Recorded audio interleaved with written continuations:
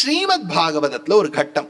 இவன் கேட்கிறான் பரீட்சித், அப்பா அந்த யானைக்கும் அந்த முதலைக்கும் சண்டை நடந்ததாமே, அதை பத்தி சொல்லுங்கன்னு. இப்பதான் அவர் சொல்றார், அப்பா ஒரு ராஜா இருந்தார், இந்திரத்யும்னன்னு பேரு, பாண்டிய தேசத்து ராஜா.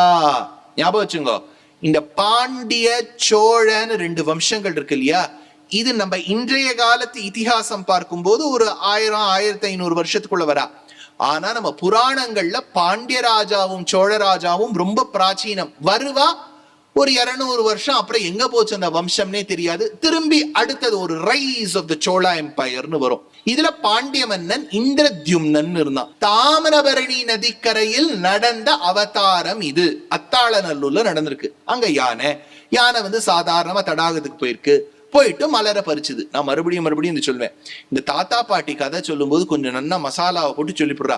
அது பக்கத்துல ஏதோ ஒரு கோவில் இருந்துதான், அந்த யானை தினம் ஒரு புஷ்பத்தை பறிச்சு பகவானுக்கு சமர்ப்பிக்குமா. ஒரு நாள் போச்சான். இதெல்லாம் பாகவதத்துல இல்லை. அந்த யானை என்டர்டெயின்மெண்ட் கிஷ்கிந்தா தீம் பார்க் போற மாதிரி அது போச்சு.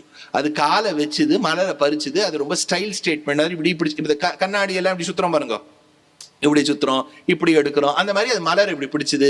யாராவது செல்ஃபி எடுப்பாளான்னு பார்த்தது, யாரோடையாவது செல்ஃபி எடுக்கலாமா, இவ்வளவுதான் அதோட எண்ணம். பகவானுக்கு சமர்ப்பிக்கணும்லாம் அது நினைக்கவே இல்லை. இல்லாத விஷயத்தெல்லாம் நம்ம கற்பிக்கவே வேண்டாம்.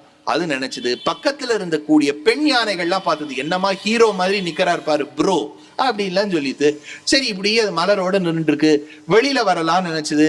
காலை பிடிச்சு கொடுத்து முதல்ல இந்த யானை காலை அந்த முதல்ல பிடிச்ச உடனே ஆஸ் யூசுவல் யானை காலை உதறி தள்ளணும்னு பார்த்தது, முதலைய உதறி தள்ளணும்னு பார்த்தது, முடியல, வலியில துடிச்சது. ஒரு கட்டம் வந்தது. அப்போ அதுக்கு பூர்வ ஜென்ம ஞாபகம் வந்துடுத்து, ஜாதி ஸ்மரணா மாறிடுத்து. போன ஜென்ம ஞாபகம் வந்துடுத்து. போன ஜென்மம்ங்கிறது என்ன? எந்த ராஜாவா இருந்தது? இந்திரத்யும்னன் ஒரு பாண்டிய ராஜாவா இருந்தது.